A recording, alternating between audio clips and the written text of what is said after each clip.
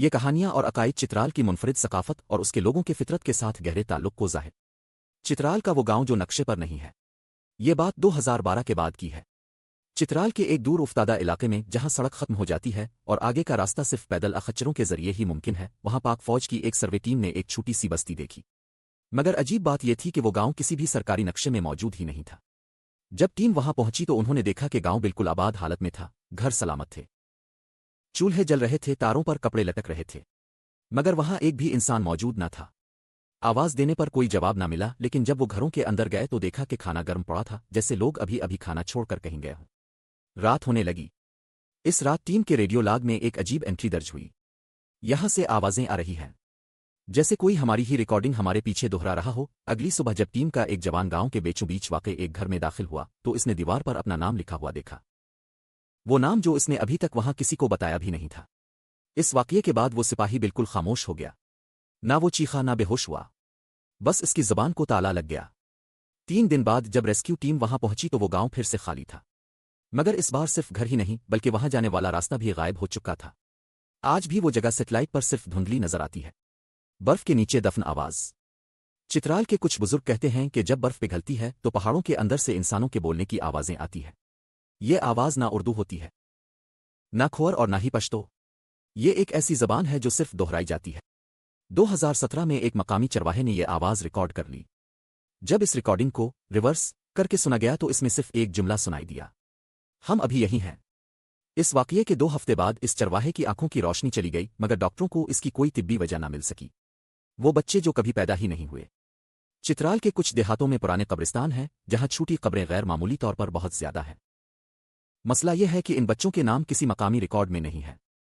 لوگ کہتے ہیں کہ وہ پریاں ہیں، لیکن سچ یہ ہے کہ وہ کچھ اور ہے، کچھ ایسا جس کی بھوک گوشت سے نہیں بلکہ انسانی خوف سے مٹتی ہے۔ آج میں آپ کو چترال کے اس تاریک کونے میں لے جاؤں گا جہاں جانے کی ہمت خود وہاں کے مقامی بھی نہیں کرتے۔ تیار ہو جائیے کیونکہ اس ویڈیو کے بعد اب کبھی چترال کے پہاڑوں کو اسی نظر سے نہیں دیکھ پائیں گے جیسے آج دیکھ رہے ہیں۔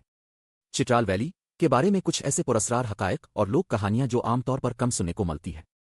پریوں کی سرزمین۔ مقامی روایات کے مطابق چترال کو کبھی اوپریستان یعنی پریوں کی سرزمین کہا جاتا تھا۔ یہ مانا جاتا تھا کہ یہاں کی ہر جنگلی مارخور کی حفاظت ایک پری کرتی ہے اور شکار کرنے سے پہلے اس کی اجازت لینا ضروری ہوتا تھا۔ غائب ہونے والی جھیل۔ چترال کے دل میں ایک ایسی جھیل کا ذکر ملتا ہے جو پہاڑی دیوتاؤں کی مرضی سے ظاہر اور غائب ہوتی رہتی تھی۔ کہا جاتا تھا کہ یہ جھیل خالص دل والوں کی دعائیں قبول کرتی ہے اور آج بھی لوگ اس کی تلاش میں پہاڑوں پر ہائیکنگ کرتے ہیں۔ انسانی اور پریوں کی شادیاں۔ لوک کہانیوں کے مطابق چترالی انسان اور پریاں آپس میں شادیاں بھی کر سکتے تھے۔ سب سے مشہور کہانی ایک پری شہزادی کی ہے جو چترال کے حکمران مہتر کی بیٹی تھی اور کئی صدیوں بعد بھی گھوڑے پر سوار دیکھی جاتی تھی۔ جنگ میں پریوں کی مدد۔ یہ عقیدہ عام تھا کہ جب بھی چترال پر کوئی آفت آتی یا جنگ ہوتی تو پریوں کی ہستیاں چترالی جنگجوؤں کی مدد کو پہنچ جاتی تھیں۔ ہر قلعے میں پریوں کے ڈھول ہوتے تھے جنہیں جنگ کے وقت بجایا جاتا تھا تاکہ انسان اور پریاں ایک ساتھ جنگی دھن پر مارچ کریں۔ خپست کا ڈر۔ چترالی لوک داستانوں میں خپست نامی ایک خوفناک شیطانی ہستی کا ذکر ہے جو کہ نائٹ ہیگ جیسی مخلوق ہے جو سوتے ہوئے شخص کے سینے پر بیٹھ جاتی ہے اور اسے سانس لینے یا حرکت کرنے سے روک دیتی ہے۔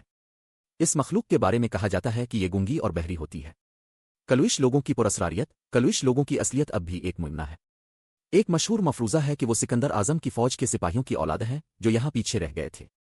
تاہم جینیاتی مطالعات سے پتہ چلتا ہے کہ ان کا تعلق جنوبی ایشیا اور وسطی ایشیا کے لوگوں سے زیادہ ہے اور نہ ہی کوئی ماں باپ انہیں پہچانتے ہیں۔ مگر مقامی لوگ کہتے ہیں کہ رات کے وقت وہ قبریں سانس لے لیتی ہے۔ ایک مقامی استاد نے کہا، ہم انہیں بھول گئے مگر وہ ہمیں بھولنے کو تیار نہیں ہیں۔ 6 ماہ بعد وہ استاد اپنے گھر کے اندر اپنی ہی ایک قبر کے پاس مردہ پایا گیا۔ وہ قبر اس دن سے پہلے وہاں موجود ہی نہیں تھی۔ آخری بات جو عام طور پر بتائی نہیں جاتی، چترال کے بعض علاقوں میں لوگ آج بھی رات کو گھر کے باہر ایک اضافی روٹی رکھ دیتے ہیں۔ یہ نہ کسی مہمان کے لیے ہوتی ہے اور نہ ہی جانوروں کے لیے، بلکہ یہ ان لوگوں کے لیے رکھی جاتی ہے جو کبھی وہاں رہتے تھے اور اب بھی خود کو زندہ سمجھتے ہیں۔ ناظرین، یہ تھی چترال کے ان علاقوں کی داستان جہاں نقشے ختم ہو جاتے ہیں اور پراسرار دنیا شروع ہوتی ہے۔ اگر آپ کے پاس بھی ایسی کوئی سچی کہانی یا تجربہ ہے تو ہمارے ساتھ شیئر کریں۔ اگلی ویڈیو تک اپنا خیال رکھیں کیونکہ حقیقت اکثر افسانے سے زیادہ خوفناک ہوتی ہے۔ اللہ حافظ۔